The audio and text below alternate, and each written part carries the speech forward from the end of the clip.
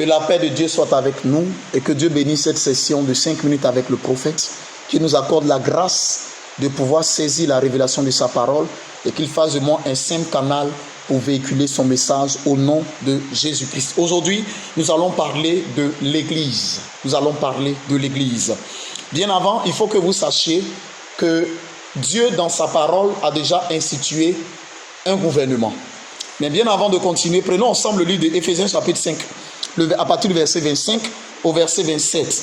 Marie, aimez vos femmes, comme Christ a aimé l'Église et s'est livré lui-même pour elle, afin de la sanctifier par la parole, après l'avoir purifiée par le baptême d'eau, afin de faire paraître devant lui cette Église glorieuse, sans tache, ni ride, ni rien de semblable, même sainte et irrépréhensible. De ce passage est révélé quelques vérités, des vérités selon lesquelles Jésus lui-même s'est donné en sacrifice pour son Église. Et Jésus viendra chercher une église pas comme nous la voyons, mais une église qui est pure, une église qui est sans tache, une église qui n'a pas de rides et une église qui est irrépréhensible, c'est-à-dire à qui on ne reproche rien. Alléluia. Il y a des choix qui influencent votre vie. Des choix que vous faites influencent votre vie.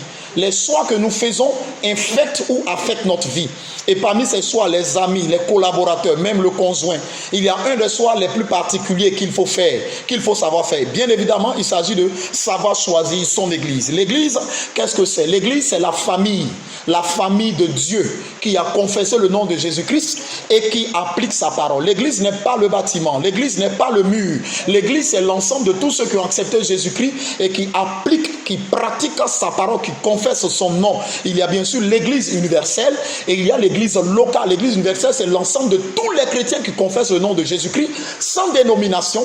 Et l'église locale, c'est les dénominations que nous connaissons tous, comme l'église baptiste, l'église Assemblée de Dieu, bien sûr, la modeste église, qu'est la Cirée de Bingerville, dont je suis l'humble pasteur. Écoutez-moi, je veux nous enseigner aujourd'hui 10 choses à savoir sur l'église.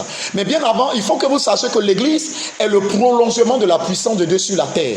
L'église est la représentation du gouvernement de Dieu. La Bible dit, Jésus dit à Pierre, tu es Pierre, sur cette pierre, je bâtirai mon église et les portes du séjour des morts ne prévaudront point contre elle. Et donc l'église est la représentation du gouvernement de Dieu sur la terre. L'église est la représentation du royaume de Dieu parmi les hommes.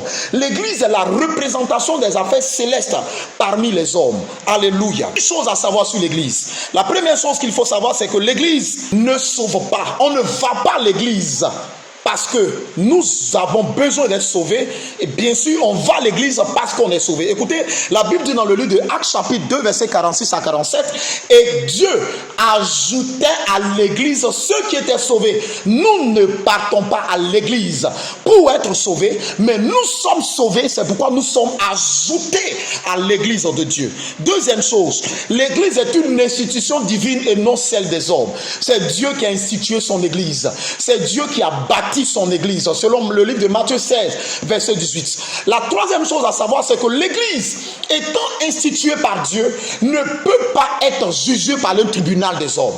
L'église, étant instituée par Dieu, ne peut être jugée par un tribunal des hommes. Les hommes n'ont pas le droit d'indexer l'église de Christ, parce que Jésus est lui-même propriétaire de son église. La quatrième chose qu'il faut savoir, porter un témoignage qui est faux contre l'église, dans le but de détruire la réputation de l'église, c'est porter un faux témoignage contre celui qui l'a institué. Lorsque vous critiquez, lorsque vous maltraitez, lorsque vous méprisez l'église de Dieu sur la terre, vous méprisez également celui qui l'a institué, c'est-à-dire Jésus-Christ. L'église n'est pas un bâtiment, l'église est un corps spirituel. L'église n'est pas un bâtiment, l'église est un corps spirituel. Maintenant, écoutez cette dernière vérité dont je vais vous parler. Il faut vous attacher à Jésus-Christ avant de vous attacher à une église.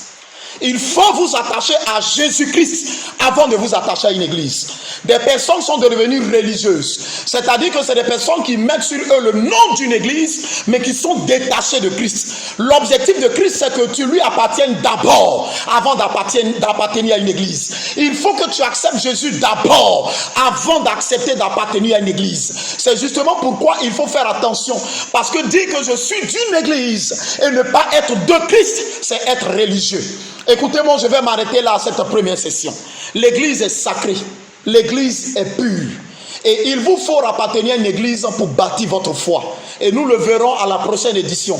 Pourquoi est-il si important d'appartenir à une église? Que la paix, la grâce et la faveur de Dieu soient sur vous. Que Dieu bénisse votre semaine.